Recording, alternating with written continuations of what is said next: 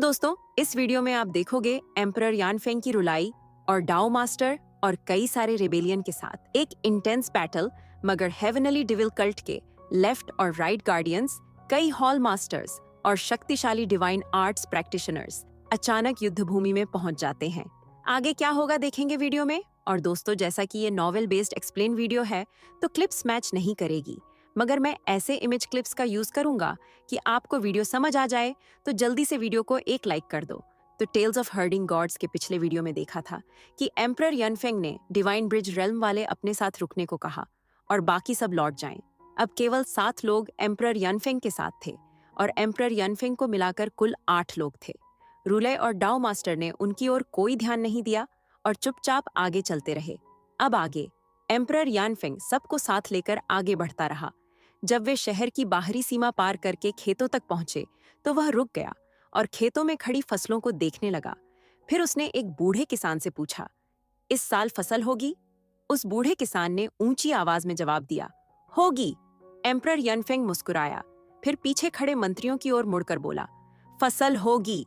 तभी डाओ मास्टर ने एम्परर यानफेंग से कहा, योर मैजेस्टी, इस वर्ष फसल हो सकती है, लेकिन अगले वर्ष हो भी सकती है और नहीं भी।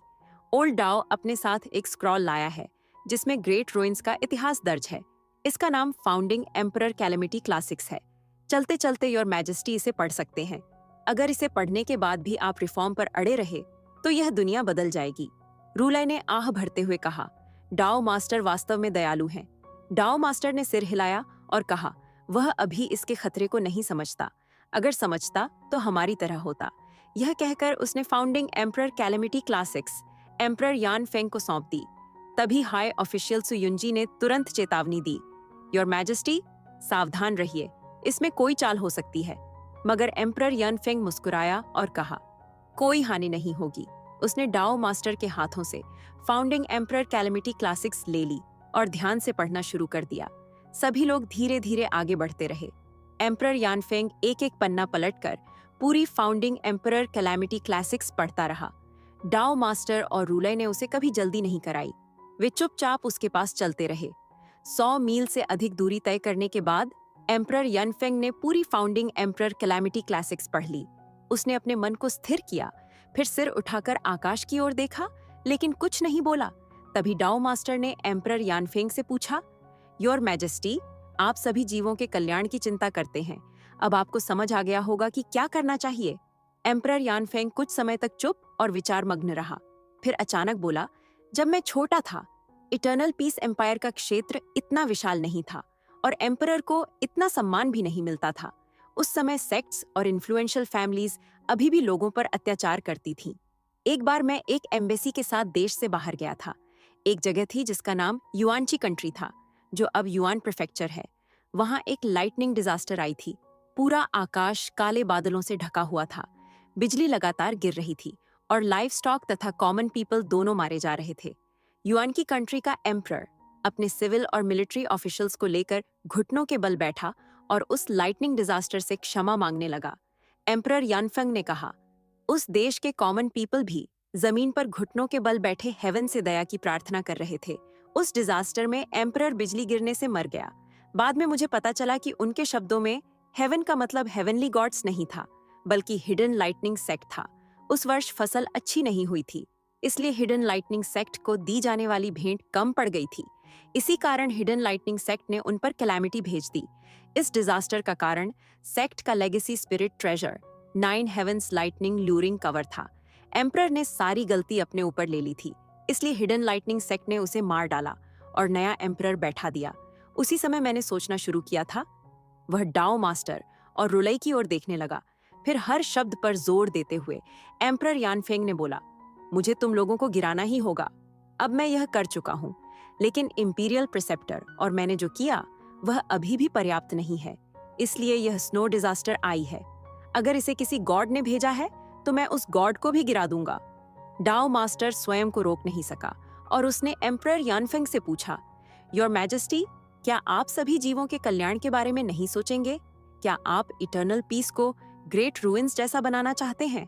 जब आपने और इंपीरियल प्रिसेप्टर ने रिफॉर्म लागू किया और काउंटलेस सेक्ट्स को हराकर इतना विशाल टेरिटरी प्राप्त किया, तब ओल्ड डाउ ने आपको नहीं रोका था, लेकिन यदि आप रिफॉर्म को आगे बढ़ाते रहे तो हेवन क्रोधित हो जाएगा और सभी जीव संकट में पड़ जाएंगे। तभी रुलाई ने गंभीर स्वर में कहा, योर मैजेस्टी, कृपया 3 बार सोचिए। एम्परर यनफेंग ने कहा, तुम्हारे अपने विश्वास हैं और मेरे अपने। तभी रुलाई ने गहरी सांस ली, फिर डाओ मास्टर से कहा, डाओ फ्रेंड, लगता है हमें एम्परर बदलना ही पड़ेगा। डाओ मास्टर ने अपनी डाओ स्वॉर्ड निकाल ली और सिर हिलाया और कहा, आह, मैंने जो कहना था कह दिया। अगर योर मैजेस्टी अब भी जिद पर अड़े हैं तो मैं क्या कर सकता हूँ? हमें एम्परर बदलना ही होगा। तभी एम्परर यनफेंग ने चारों ओर नजर दौड़ाई। उसने देखा कि हर दिशा से पुराने डाओइस्ट्स, पुराने मंक्स, टीचर पुअर और अन्य लोग उनकी ओर बढ़ रहे थे। धीरे धीरे उन्होंने एम्परर यनफेंग और उसके साथियों को चारों तरफ से घेर लिया। उनकी संख्या एम्परर यानफेंग के लोगों से कहीं अधिक थी। यह देखकर जनरल ऑफ हेवनली, स्ट्रैटेजीज और बाकी लोगों के चेहरे तुरंत बदल गए। एम्परर यानफेंग एक पल के लिए हैरान रह गया, फिर अचानक जोर से हंस पड़ा। एम्परर यानफेंग ने रूले और डाओ मास्टर से कहा, मैंने सोचा था कि तुम मार्शल वर्ल्ड के नियमों का पालन करोगे, लेकिन मैंने कभी नहीं सोचा था कि तुम इंपीरियल कोर्ट के नियमों का पालन करोगे। रुलाई ने सिर हिलाया और कहा, हमारे पास कोई दूसरा विकल्प नहीं है, इसलिए योर मैजेस्टी से क्षमा चाहते हैं। फिर रुलाई ने डाओ मास्टर और बाकी लोगों से कहा, डाओ मास्टर, डाओ फ्रेंड्स, आइए हिज मैजेस्टी को उनके अंतिम मार्ग पर विदा करें। और इसी के साथ बाजू सिटी से 100 मील पश्चिम की भूमि घातक किलिंग इंटेंट से भर गई थी, यहाँ तक कि वहां की हवा भी मानो जम गई हो और अब सभी फाइट के लिए तैयार हो गए। ओल्ड डाओइस्ट्स और ओल्ड मंक्स के चारों ओर वाइटल ची उफान मार रही थी और विशाल गॉड्स का रूप ले रही थी, जिनकी ओरा पहाड़ों और नदियों तक को निगल सकती थी। डाओ सेक्ट और ग्रेट थंडरक्लैप मॉनेस्ट्री की विरासतें अत्यंत प्राचीन थीं। उनकी लेगेसी हेवनली डेविल कल्ट से भी कहीं अधिक पुरानी और विशाल थी। इन दोनों सेक्रेड ग्राउंड्स की तुलना में हेवनली डेविल कल्ट अभी भी एक युवा कल्ट माना जाता था। ओल्ड डाओइस्ट्स और ओल्ड मॉन्क्स की वाइटल ची से बने गॉड्स को देखकर इतिहास में प्रकट हुए काउंटलेस गॉड्स की झलक दिखाई दे रही थी। किसी गॉड के 3 सिर और 4 भुजाएं थीं, किसी के पास टॉर्टस शेल और हॉर्स टेल विस्क था, कोई हूपो पक्षी जैसा था जिसकी लेपर्ड टेल थी, कोई वज्रायक सा था, और ऐसे ही अनेक विचित्र गॉड्स वहां मौजूद थे। टीचर पोर, ट्रू लॉर्ड त्यान और अन्य लोगों का दृश्य उनसे अलग था। हालांकि उनकी विरासत डाओ सेक्ट और ग्रेट थंडरक्लैप मॉनेस्ट्री जितनी प्राचीन नहीं थी, फिर भी उनकी शक्ति असाधारण थी। उनके पीछे दिखाई देने वाले कुछ गॉड्स बुद्धिमान सेंट्स थे, कुछ गोल्डन इंसेक्ट्स पकड़े हुई महिलाएं थीं और कुछ फटे हुए कपड़े पहने पुअर गॉड्स थे।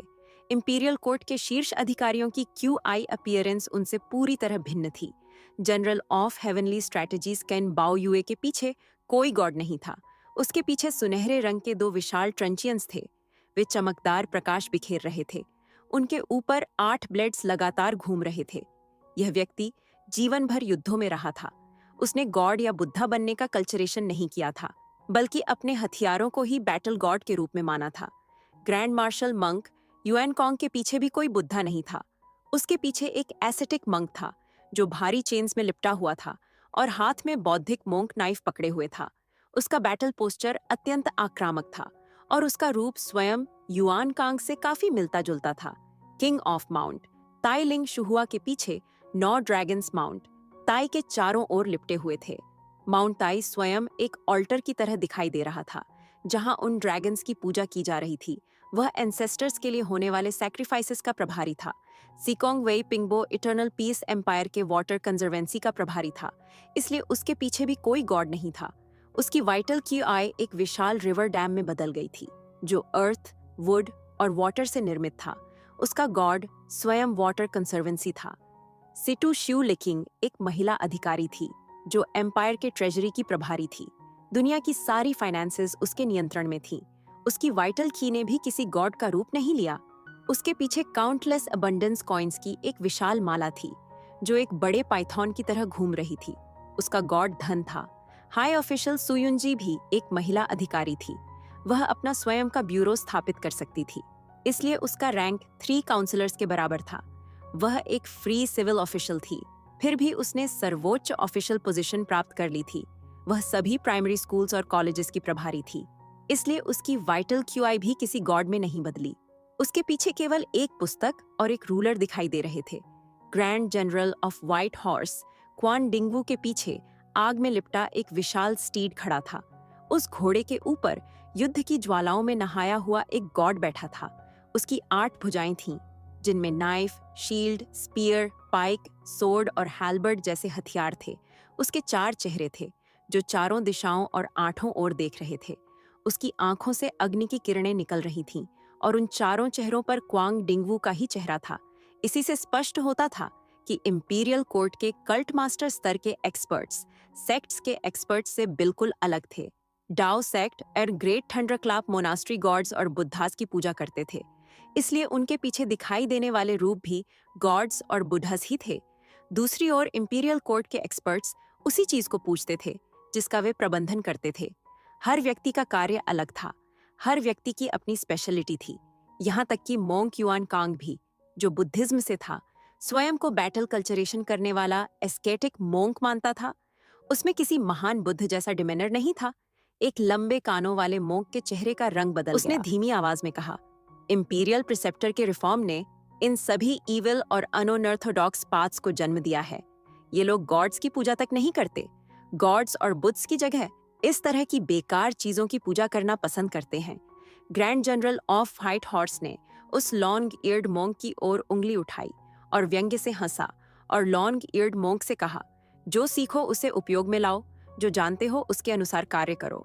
लॉन्ग ईयर्ड मंक, तुम्हारी रिलीजियस कल्टीवेशन बहुत उथली है। आज तुम्हारे लिए मृत्यु से बचना कठिन होगा। तभी एम्परर यनफेंग ने शांत स्वर में कहा, जीवन भर कल्टीवेशन करना गॉड या बुधा बनने के एनलाइटनमेंट से कम कैसे हो सकता है?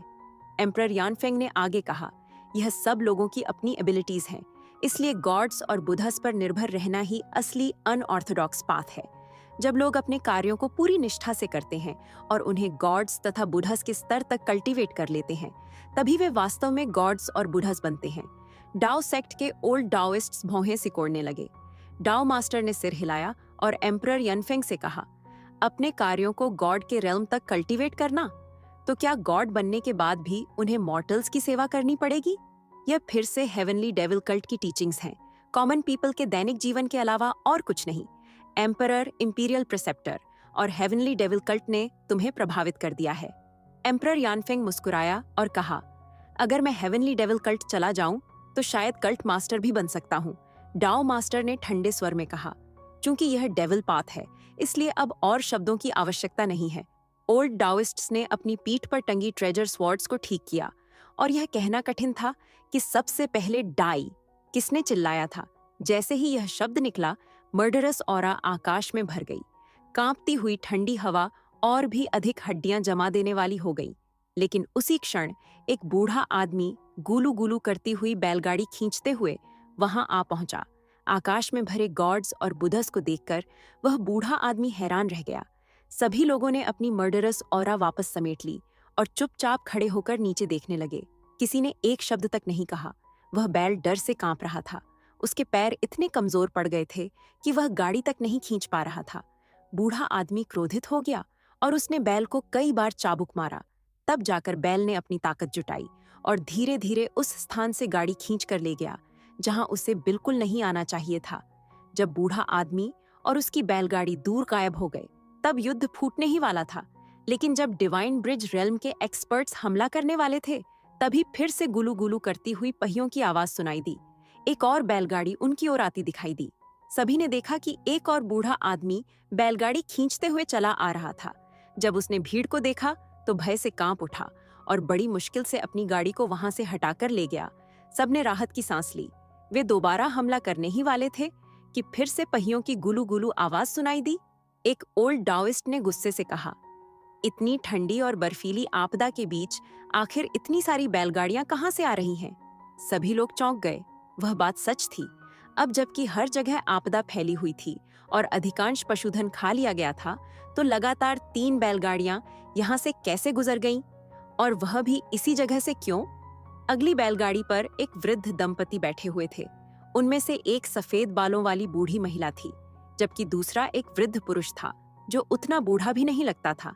सभी लोग शांतिपूर्वक उस बैलगाड़ी के गुजरने की प्रतीक्षा करने लगे, लेकिन वह बैलगाड़ी पास आकर रुक गई। वह बैल बिल्कुल भी डरा हुआ नहीं लग रहा था। बूढ़ा आदमी और बूढ़ी महिला बेफिक्री से नीचे उतर आए, फिर मानो कोई जादू का खेल दिखाने वाले हों। उन्होंने गाड़ी पर डाला हुआ कपड़ा खोला, उन्होंने उसे हल्के से झटका और पूरी तरह हटा दिया। अगले ही पल बैलगाड़ी पर दर्जनों अजीब आकार वाले लोग दिखाई देने लगे।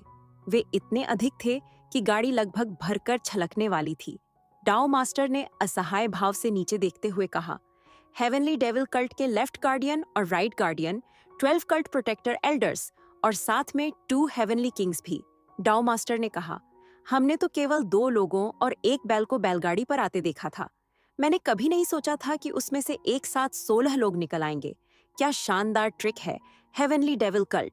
लेफ्ट गार्डियन कॉन्गलिंगसियन ने सिर उठाकर हंसते हुए कहा, हम मार्शल वर्ल्ड में घूमते समय अक्सर कॉन्जरिंग ट्रिक्स दिखाकर अधिकारियों से टिप्स कमाया करते थे।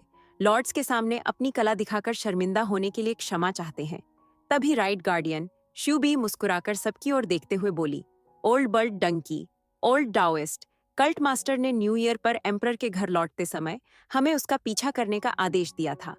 अब जब एम्परर मुसीबत में है तो हम बूढ़े भाई इसे अनदेखा नहीं कर सकते। नहीं तो जब कल्ट मास्टर वापस आएगा तब हम उसकी सजा से नहीं बच पाएंगे। हेवनली डेविल कल्ट के 12 कल्ट प्रोटेक्टर एल्डर्स और 2 हेवनली किंग्स बैलगाड़ी से कूदकर नीचे उतर आए।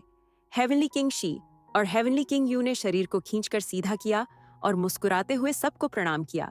हेवनली किंग शी ने कहा, यहाँ उपस्थित सभी लोग महान हस्तियां हैं, इसलिए हम छोटे बूढ़े लोग आप सभी को सम्मान देते हैं। तभी हेवनली किंग यू ने कहा, कल्ट मास्टर ने हमें एक जीवित और स्वस्थ एम्परर सौंपा था। अगर आप लोग उसे मार डालें और हमें उसकी लाश लौटानी पड़े तो उसके क्रोध को शांत करने के लिए हमें अपनी जान देनी पड़ेगी। तभी बेघर सेक्ट मास्टर चीडेओ ने जोर से चिल्लाया, ईविल और अनऑर्थोडॉक्स पाथ, इंपीरियल कोर्ट उस गंदे हेवनली डेविल कल्ट के साथ मिला हुआ है। ग्रेट थंडर क्लैप मोनास्ट्री के साथियों, बिना संकोच डेविल्स को दबा दो। तभी अचानक एक गर्जना गूंजी, डाई। जैसे ही यह शब्द निकला, आकाश में गर्जना हुई और युद्ध फूट पड़ा। एक ही पल में भयंकर वायु तरंगें चारों दिशाओं में फैल गईं। पास का जंगल उनके प्रभाव से समतल हो गया। यह युद्ध इंपीरियल प्रिसेप्टर द्वारा रिबेलियन दबाने वाले युद्ध से भी कहीं अधिक भयानक था। हालांकि उस युद्ध में भी अनेक कल्ट मास्टर लेवल के एक्सपर्ट्स थे, लेकिन वे तीनों महान सेक्रेड ग्राउंड्स के कल्ट मास्टर लेवल के एक्सपर्ट्स के सामने एक लेवल नीचे थे। इंपीरियल कोर्ट स्वयं भी एक बड़े सेक्रेड ग्राउंड के बराबर थी। इसलिए जब 4 महान सेक्रेड ग्राउंड्स के सबसे शक्तिशाली एक्सपर्ट्स एक साथ टकराए तो उनकी शक्ति की कल्पना करना कठिन था। लेकिन इस बार ग्रेट थंडर क्लैप मोनास्ट्री और डाउ सेक्ट लगभग पूरी ताकत के साथ आए थे, जबकि इंपीरियल कोर्ट और हेवनली डेविल कल्ट की केवल आधी शक्ति मौजूद थी। साथ ही डाउ मास्टर और रूलई भी दूसरी ओर खड़े थे, इसलिए स्थिति बिल्कुल भी आशाजनक नहीं थी। जब युद्ध शुरू होता है तो लोग मरते हैं। लॉन्ग ईयर्ड मॉन्क ने सीधे क्वान डिंगवू को अपना लक्ष्य बनाया। डिवाइन ब्रिज रेल्म के दोनों एक्सपर्ट्स ने अपने सभी डिवाइन ट्रेजर्स खोल दिए। आकाश फटने लगा और धरती में दरारें पड़ने लगीं। Long eared monk great thunder clap monastery के हॉल ऑफ अरहत्स का प्रमुख था। वह बुद्धिज्म और विक्टोरियस फाइटिंग स्किल दोनों में अत्यंत निपुण था। दूसरी ओर Quan Dingwu grand general of white horse था। उसने अपना पूरा जीवन घोड़ों पर सवार होकर लोगों का वध करते हुए बिताया था। वह युद्धों के बीच चलता रहा था। उसने देशों और सेक्ट्स दोनों का विनाश किया था।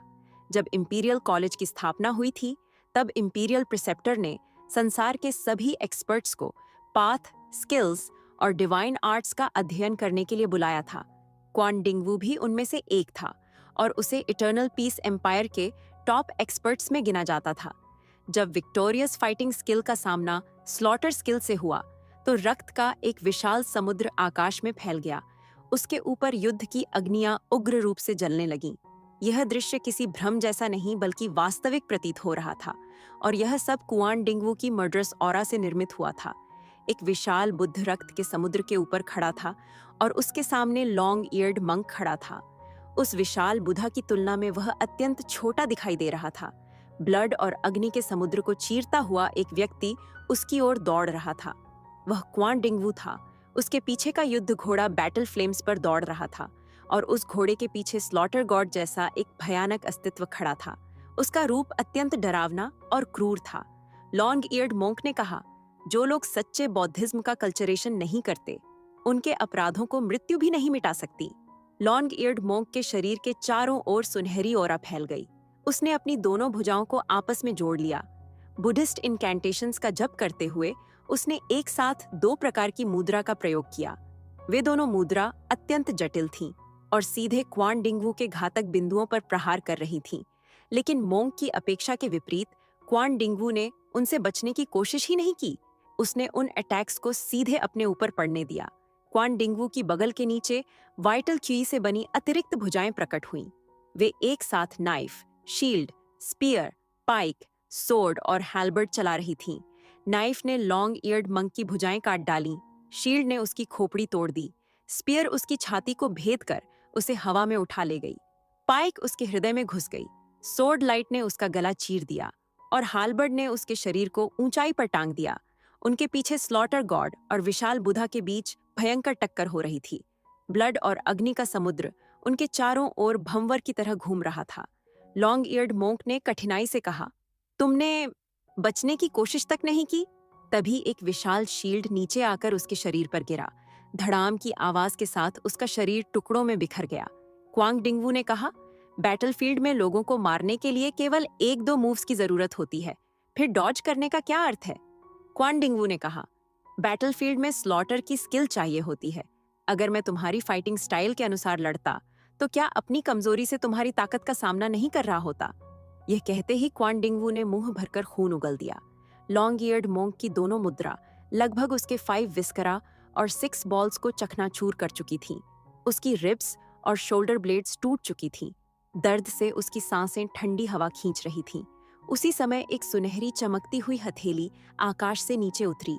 एक भयंकर विस्फोट हुआ। एक और मंक तेजी से वहां पहुंच चुका था। उसके दोनों हाथों में एम्प्टीनेस का बल था और उसने 18 हेवेंस पगोडा से क्वान डिंगवू को कुचल दिया। उस पगोडा के भीतर काउंटलेस गॉड्स और बुद्धस थे। उनके दबाव ने क्वान डिंगवू की लगभग सारी हड्डियां तोड़ डाली। ग्रेट थंडरक्लैप मोनास्ट्री की हॉल ऑफ ग्रेट टीचिंग्स की नर्न होंग यिन ने grand marshal monk Yuen Kong का रास्ता रोक लिया और युएन कॉन्ग से कहा, युएन कॉन्ग, तुम भी बुद्धिस्ट हो?